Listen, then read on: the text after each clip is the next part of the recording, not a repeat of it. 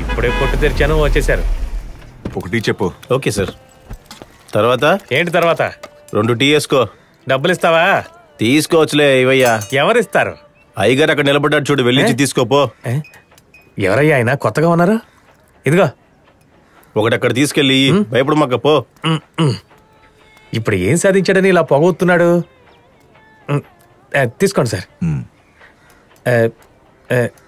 నేను ఎవరికి ఫ్రీగా ఇవ్వను.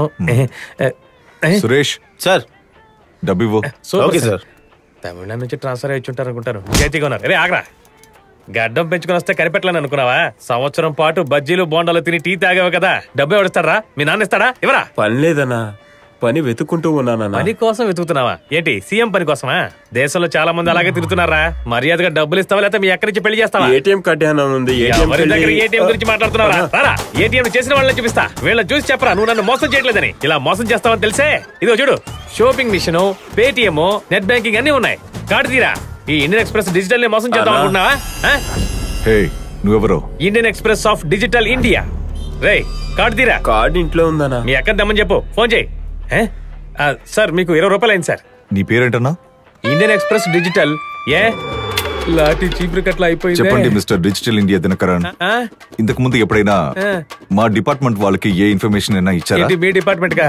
సార్ నేను టీ మాత్రమే ఇచ్చేవాడిని సార్. దానికి మీ వాళ్ళు ఎప్పుడు డబ్బులు ఇవ్వలేదు సార్. జమాలుద్దీన్ నీకెలా తెలుసు? ఎవరు సార్ ఆయన?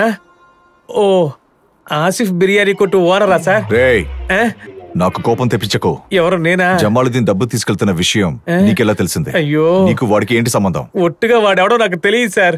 ఓ రోజు ఒక జోష్యుడు నా కొట్టుకు వచ్చాడు సార్. ఇక నీ జీవితం తలకిందులుగా మారిపోతుంది అన్నాడు. ఇప్పుడు తెలుస్తుంది తలకిందులుగా. ఏమంటున్నావురా? మీరు కొట్టిన దాని గురించి చెప్తున్నాను సార్. నిజంగా వాడెవడో నాకు తెలియదు సార్. ఒక రోజు నేను పాలు తిరిగేస్తుంటే ఒక అమ్మాయి వచ్చింది సార్.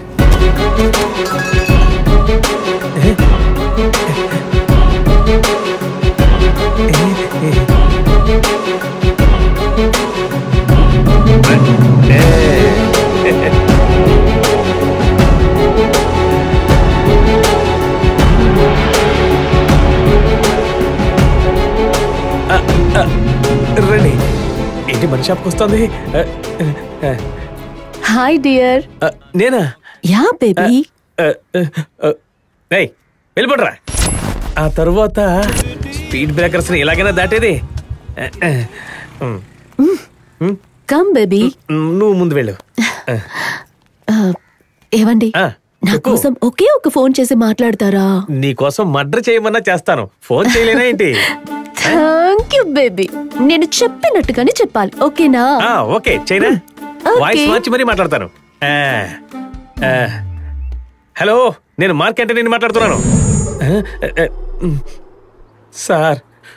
ఒక నెంబర్ ఇచ్చింది, మాట్లాడమంది. నేను మాట్లాడాను.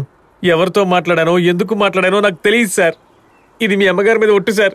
ఆ దొంగ మొహంది ఇంత పని చేస్తుందని ఎవరికి తెలుసు సార్? చూడడానికి ఎలా ఉంది? ఆ అమ్మాయిని చూస్తే గుర్తుపట్టగలవా?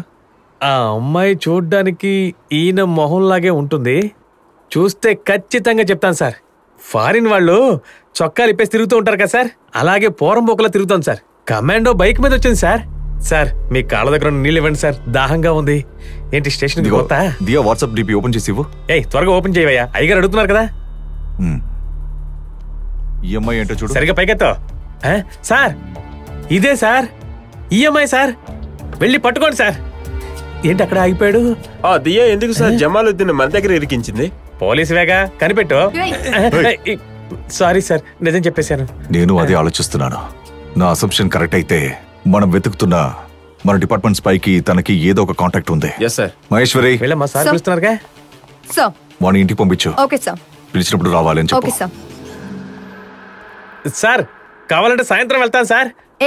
నీ ఇంటి నుంచి ఎవరన్నా రమ్మంటాను, ఫోన్ నెంబర్ ఇవ్వు. మేడం, నాకు ఎవరూ లేరు మేడం. నేను ఒక అనాథని.